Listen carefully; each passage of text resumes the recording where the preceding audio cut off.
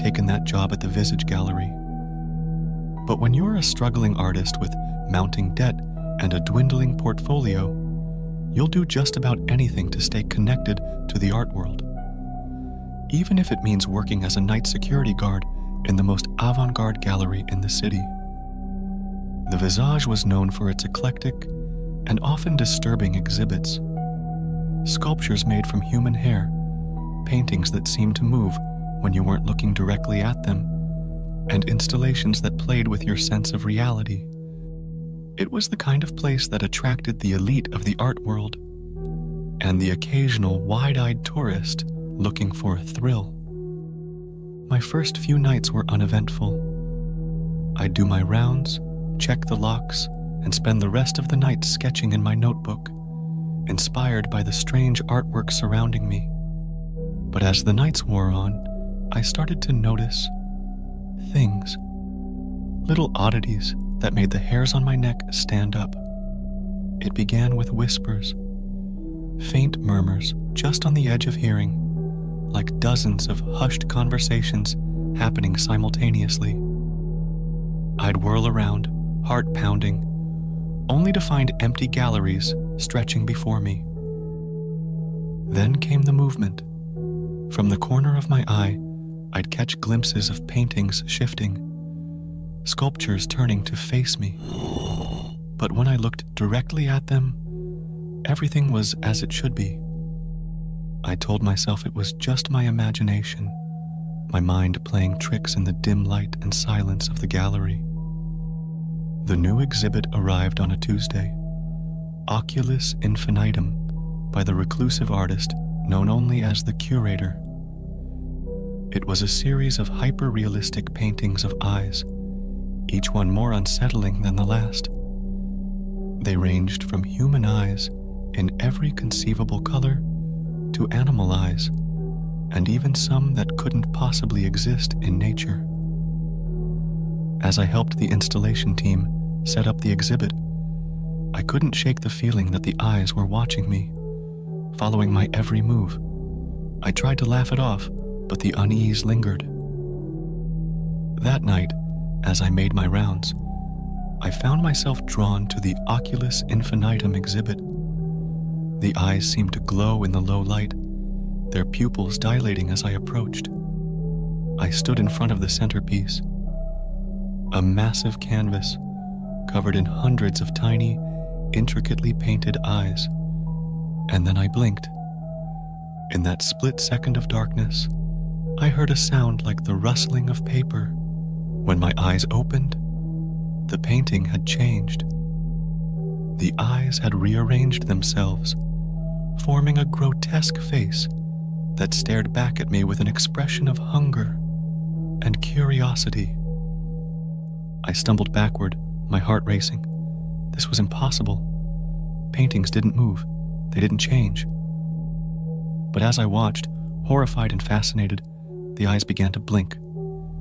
Not in unison, but in a rippling wave across the canvas. I ran, out of the exhibit, through the darkened galleries, not stopping until I reached the security office. I slammed the door behind me, breathing heavily. On the monitors, I could see the Oculus Infinitum exhibit. Everything looked normal. The paintings hung innocently on the walls. No sign of the horrific face I'd seen. I must have fallen asleep at some point, because the next thing I knew, it was morning. The day staff found me curled up in the security office, babbling about moving paintings and watching eyes. They laughed it off, attributing my story to too many late nights and an overactive imagination. But I knew what I'd seen, and I couldn't shake the feeling that something had changed. That night, as I stood in front of the bathroom mirror, I noticed a small discoloration on my forearm. It was circular, about the size of a dime, with a darker spot in the center, like an iris and pupil. Over the next few days, more of these eye-like marks appeared on my skin. They didn't hurt, and they weren't raised like moles. They looked like tattoos, but I knew I hadn't gotten any new ink. I tried to cover them up, wearing long sleeves even in the summer heat. The whispers in the gallery grew louder. Now, I could almost make out words. They seemed to be calling to me, beckoning me towards the Oculus Infinitum exhibit. I resisted, focusing on my rounds, on anything but those watching eyes. A week after the exhibit opened, I arrived at work to find the gallery in chaos. The curator had arrived unannounced, demanding to see the night security guard. Me. He was nothing like I'd imagined. Tall and rail-thin, with skin so pale it was almost translucent. But it was his eyes that caught my attention. They were mismatched, one a deep blue, the other a swirling mix of colors that seemed to shift as I looked at it. You've seen it, haven't you? He asked, his voice barely above a whisper. The true nature of the Oculus Infinitum. I nodded, unable to speak. He smiled, revealing teeth that were just a bit too sharp. Then it's time for you to become part of the masterpiece. Before I could react, he grabbed my arm. His touch was ice cold, and where his fingers met my skin, I felt a burning sensation. The eye-like marks on my body began to throb and pulse. I tried to pull away, but my body wouldn't respond. I watched in horror as the marks on my skin began to grow, spreading across my body like a living tattoo. Each new eye blinked independently, taking in the world around me from 100 different angles. The curator led me to the Oculus Infinitum exhibit. The paintings had changed again, the eyes rearranging themselves to form a gaping maw. As we approached, I could feel a pull, as if the canvas itself was trying to draw me in. Don't fight it, the curator whispered. Embrace your transformation. Become one with the art. I wanted to scream, to run, but my body moved of its own accord. As I stepped closer to the painting, I felt myself begin to unravel. It was as if I was being deconstructed, atom by atom, and reassembled on the canvas. The process was agonizing and ecstatic all at once. I could feel my consciousness expanding, spreading across the painting. I was no longer just myself. I was hundreds, thousands of eyes, each with its own perspective, its own story to tell. And then, suddenly it was over. I looked out from the canvas, seeing the gallery through a multitude of eyes. The curator stood before me, admiring his work. Beautiful, he murmured. My finest piece yet. Days passed, weeks, months. I lost track of time as I hung on the wall, watching countless visitors come and go. Some lingered, drawn in by the intricacy of the eyes. Others hurried past, unsettled by the feeling of being watched. I saw everything. The secret kisses stolen in dark corners of the gallery. The art thieves who cased the place, unaware that they themselves were being observed. The night guards who took my place, each one growing more uneasy as the days went by. And always, I waited. For what? I wasn't sure. But I knew that someday, someone would look into my painted eyes and see the truth. They would understand the price of true art, of becoming one with a masterpiece. As time passed, I began to understand the true nature of my transformation. I wasn't just a painting, I was a window, a portal between worlds. Through my myriad eyes, I could see beyond the confines of the gallery, into places both wondrous and terrifying. I saw cities built of light and shadow, where beings of pure energy danced through crystal spires. I witnessed vast, empty plains where solitary creatures roamed, each larger than mountains, their footsteps echoing across eons.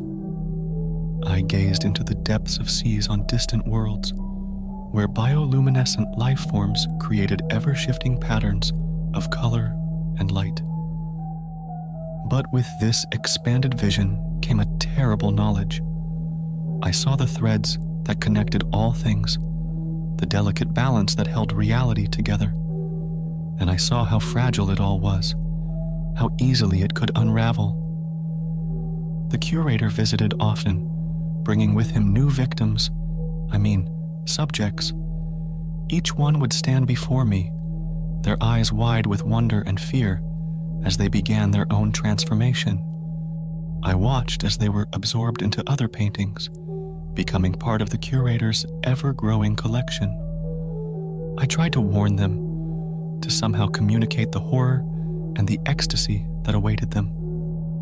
But all I could do was watch, my painted eyes unable to shed the tears I so desperately wanted to cry. As my consciousness expanded, I began to understand the curator's true nature. He wasn't human, had never been human. He was something ancient, a being that existed between realities, feeding on the creative energy of those he transformed. The gallery was his hunting ground, the paintings his traps, and I was both bait and predator, luring in unsuspecting viewers with my hypnotic gaze. One day, a young woman stood before me, her eyes scanning the intricate details of my painted surface. There was something different about her, a spark of recognition in her gaze. She leaned in close, her breath fogging the protective glass.